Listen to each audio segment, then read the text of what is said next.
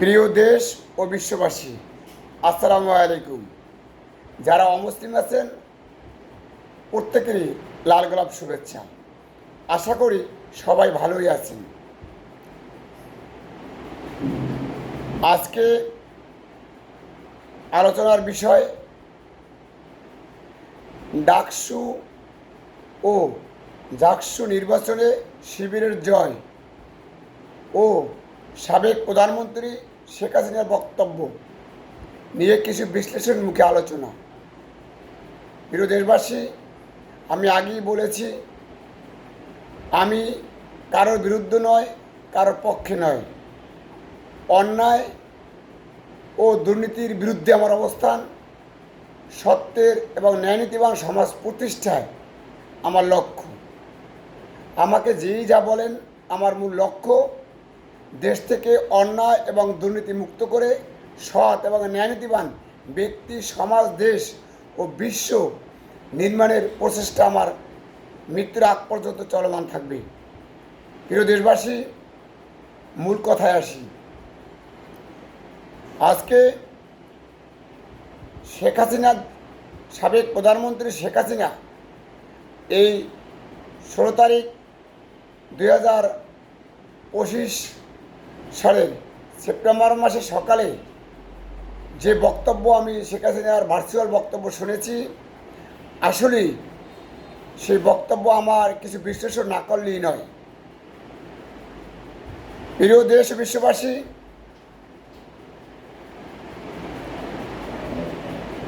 সাবেক প্রধানমন্ত্রী শেখ হাসিনা যে বক্তব্য রেখেছেন, যে শিবির এবং যে ডাকসু এবং জাকসুতে যে বিপুল জয় অর্জন করেছে, তিনি বলেছেন এই জয়টা যে আওয়ামী লীগকে তাড়িয়ে দেওয়া হয়েছে এবং আওয়ামী লীগকে তাড়িয়ে দেওয়ার কারণে এই শিবির এই দেশটাকে একটা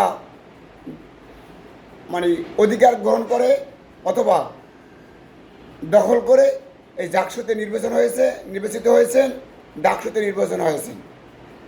আমি এই বিষয়ে কিছু আলোচনা করতে চাই। মূলত এই দেশের মানুষ আসলে বোকা নয়। দেশের সাধারণ মানুষ যারা রাজনীতি করেন না, যারা ভালো এবং সৎ ন্যায়নীতিবানভাবে দেশ থাকতে চান, তারা আসলে সব কিছুই বুঝেন। কিন্তু যখন এই 54 বছর আমরা দেখেছি যারাই ক্ষমতায় এসেছে, সবাই কোনো না কোনো পর্যায়ে এই দেশটাকে দখল করে দখল বাণিজ্য, লুটতরাজ, উন্নয়ন, ক্ষমতার অপব্যবহার, বিদেশে টাকা পাচার এবং বিভিন্ন প্রতিষ্ঠান দখল, এই রাজনীতি সবাই করেছে কম বেশি। প্রিয় দেশবাসী, আমি এই সাবেক প্রধানমন্ত্রী শেখ হাসিনার এই বিশেষ যে আলোচনা, এই আলোচনার পরিপ্রেক্ষিতে আমি বলতে চাই, আসলেই আপনাকে এই বাংলাদেশ থেকে কেউ তাড়িয়ে দেন নেই। আমি মনে করব এই বাংলাদেশের মানুষ আপনাকে খুব ভালোবাসতেন। এই ভালোবাসতেন বিদায় আপনাকে প্রধানমন্ত্রী বানিয়েছেন। কিন্তু প্রথম আপনার ভুলটা করেছেন। মানুষ যখন নির্বাচন করে, প্রথম যখন তত্ত্বাবধায়ক সরকারের যে নির্বাচনে আপনি বিজয় অর্জন করেছেন, সে জায়গায় যে নির্বাচনী ইশতেহারে আপনি দিয়েছেন, সেই ইশতেহারের কাজ আপনি বাস্তবায়নের চেষ্টা করেছেন আমি মনে করি, এবং দেশের জনগণও মনে করেন। কিন্তু কথা হলো, সেই নির্বাচনী ইশতেহারে আপনি কি বলেছেন যে বাংলাদেশের সর্বোচ্চ একটা বিষয়, সর্বোচ্চ স্পর্শকাতর একটা বিষয়, তত্ত্বাবধায়ক সরকার আমি নির্বাচনে ক্ষমতা আসলে আমি এই তত্ত্বাবধায়ক সরকারটা বিলীন করে দেব, আপনি বলেন নাই। কিন্তু ইশতেহারে না বলে কিভাবে আপনি সেই তত্ত্বাবধায়ক সরকারটা বিলীন করে দিয়েছেন। তত্ত্বাবধায়ক সরকার বিলীন করে দিয়ে আপনি এই বিগত এই 15 বছর যে ক্ষমতায় আপনি রয়েছেন বা 10 বছর ক্ষমতায় রয়েছেন, এই ক্ষমতায় থাকার কারণেই আপনি ভোটবিহীন জনগণ আপনাকে এটা পছন্দ করেনি। কারণ সেই আমি নিজের অধীনে ভোট দিয়েছেন, দিনের ভোট রাতে দিয়েছেন, আবার দিনের ভোট 10টা 12টা 1টায় সব কাস্ট হয়ে গেছে। কোনো প্রার্থী, ভিন্ন মতের কোনো প্রার্থী নির্বাচন করতে পারেন নাই, এবং কোনো জায়গায় 5%, 10% ভোট কাস্ট হয়েছে, আপনি 40%, 30% ভোট দেখিয়েছেন। বিশ্ব দেশ সবাই ঘৃণা করেছে, কিন্তু আপনি পাত্তা দেননি। এই সুবাদে আপনি সমস্ত নেতাকর্মীরা, সমস্ত প্রশাসন পর্যায় থেকে সবাই একটা একঘেয়েমি তৈরি হয়ে আসছে। দেশের বাপ মা রাজত্ব তারা নিজেরা মনে করছেন যে যে জায়গায় থাকেন, এটা নির্বাচনবিহীন যে সরকার ক্ষমতা থাকে তাদেরই এই এই নীতিটা চলে আসে, নেতাকর্মীর উপর চলে আসে, সরকারি কর্মকর্তা কর্মচারীর উপর চলে আসে। এই চলে আসার পরে জনগণ বিরক্ত হয়ে, জনগণ ধৈর্যর শেষ বাঁধ ভেঙে আপনাকে এই পৃথিবীর সবচেয়ে করুণ বিদায় নিতে হয়েছে। এর জন্য এই জনগণ দায়ী নেই, এর জন্য দায়ী আপনি নিজে এবং আপনার দল এবং আপনার শেখ ফ্যামিলি। মাননীয় সাবেক মন্ত্রী, আপনাকে আমি আবারও বলতেছি, সত্য কথা ওকে বলতে দেননি, মিডিয়াকে দখল করেছেন, বিচার বিভাগকে দখল করেছেন এবং সমস্ত রাজনৈতিক মণ্ডল দখল করেছেন, ইউনিয়ন পরিষদ, উপজেলা পরিষদ, পুলিশ প্রশাসন এবং সব কিছু দখল করেছেন। দখল করেও কিন্তু আপনার শেষ পরিণতি হয়েছে বিশ্বের সবচেয়ে ভয়ঙ্কর। আমরা ওই সময় প্রেস ক্লাবে বলেছি যে মাননীয় মন্ত্রী, প্রধানমন্ত্রী, আপনি আর কতকালই বাঁচবেন? এই সাধারণ ক্ষমা করে দিয়েছে, প্রয়োজনে আপনিও সাধারণ ক্ষমা করে দিয়েছেন। এই জামাত শিবিরকেও আপনার এই বিচারের দরকার নেই। আপনি তাদেরকে বিচারের আওতায় এনে তাদেরকে ফাঁসি দিয়েছেন, সালাউদ্দিন কাদের চৌধুরীর মতো লোককে ফাঁসি দিয়েছেন, কিন্তু আপনার পরিণতি কী হলো? পৃথিবীর সবচেয়ে নিন্দিত পরিণতি। মসজিদ ইমাম, পুলিশ প্রশাসন, সকল লোক সবাই পালাতে হয়েছে। যে জানে আছেন, অনেকে জেলে আছেন, অনেকে ফাঁসির দিন গুনছেন। মাননীয় সাবেক মন্ত্রী, আপনি এ ধরনের কথা বলবেন না। কথা বলতে গেলে আপনি প্রথমে আপনার ভুলগুলো আলোচনা করবেন যে আমার এই ভুল হয়েছে। এই ভুলগুলো বলে আমি ভুলগুলো আর আমার নেতাকর্মীর জন্য না করে আমি উন্নয়ন করেছি এবং আমার ভুলের কারণে এই উন্নয়নগুলো আমার বিসর্জন হয়ে গেছে। মাননীয় প্রধানমন্ত্রী, আপনাকে আমরা বলেছি যে সালমকে, সালমানের প্রমাণকে আপনার দেশের জনগণ দরকার। এরা কেন হাজার হাজার কোটি টাকা লুটতরাজ করে বিদেশে বাড়িগাড়ি করেছে? আপনার ছাত্র সংগঠন, আপনাদের রাজনৈতিক সংগঠন এবং আপনার ছত্রছায় পুলিশ প্রশাসন, কর্মকর্তা কর্মচারী সবাই লুটতরাজ করেছে। সবাই যারা লুটতরাজ করতে পারেনি, যারা ন্যায়নীতিবান পথে আছে, তারা দেশে এখন পালিয়ে আছে। আপনারা তো পালিয়ে গিয়েছেন, কিন্তু তা তো যেতে পারেনি। তার জন্য আপনি কী ব্যবস্থা করেছেন? আপনার কাছে আমার প্রশ্ন, আপনার শেখ ফ্যামিলির ভিতরে একটা, দুইটা, পাঁচটা ভালো লোক দেখান যারা রাজনীতিতে জড়িত ছিল, যে তারা কে ভালো কাজ করেছে, কে দুর্নীতি করেনি, দেখান। মাননীয় প্রধানমন্ত্রী, আমি জানি, মাননীয় সাবেক প্রধানমন্ত্রী, আমি জানি আমার কথাগুলো আপনার ভালো লাগবে না, সত্য কথা ভালো লাগে না। আজকে আমি কখনোই শিবির করিনি, কখনোই জামাত করিনি। আমি 20 বছর পর্যন্ত কোনো ভোট দেইনি, সামনে আমি ভোট দেব না। যদি কেউ নির্বাচিত হয়ে আসে, তাদের ভালো কাজ দেখি, তাহলে আমি সিদ্ধান্ত করব কাকে ভোট দেব। মাননীয় সাবেক প্রধানমন্ত্রী, আপনার বক্তব্যগুলো, আপনার কথাগুলো জাতি এখন আর মেনে নেয় না।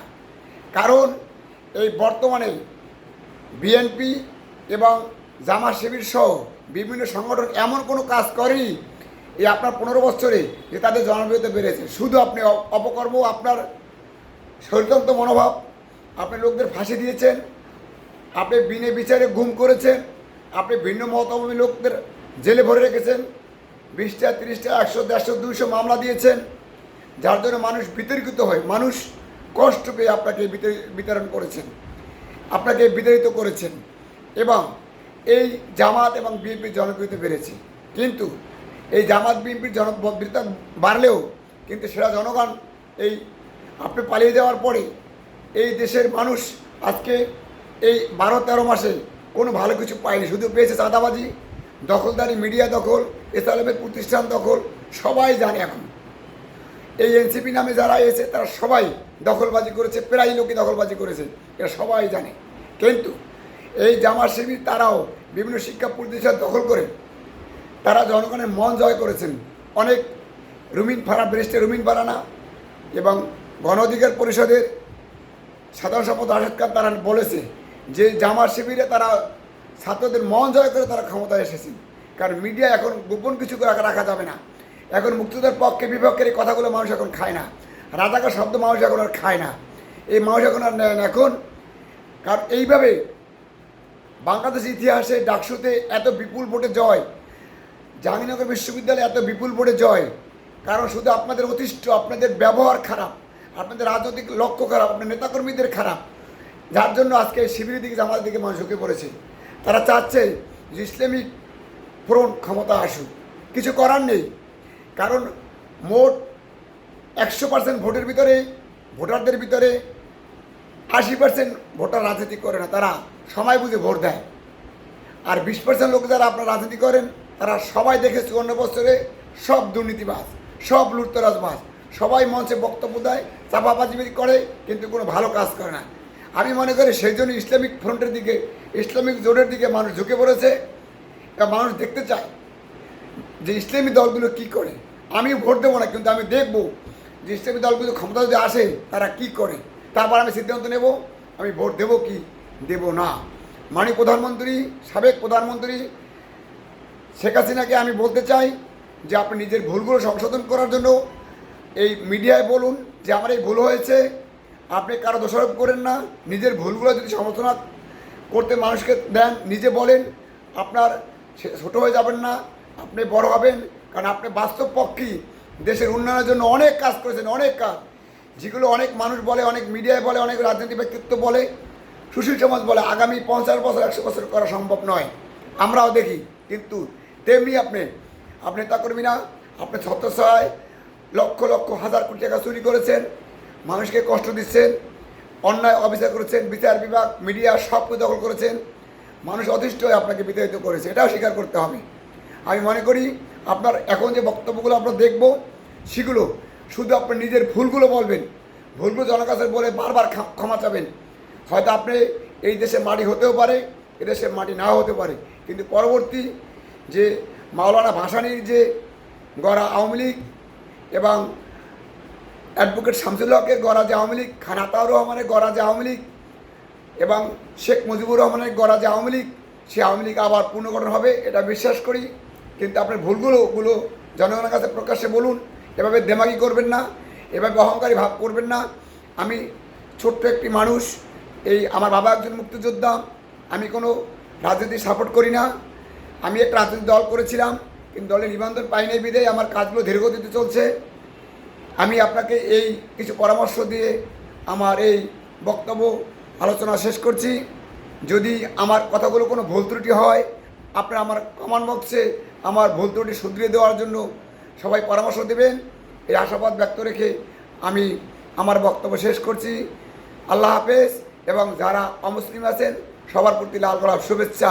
আসসালামু আলাইকুম।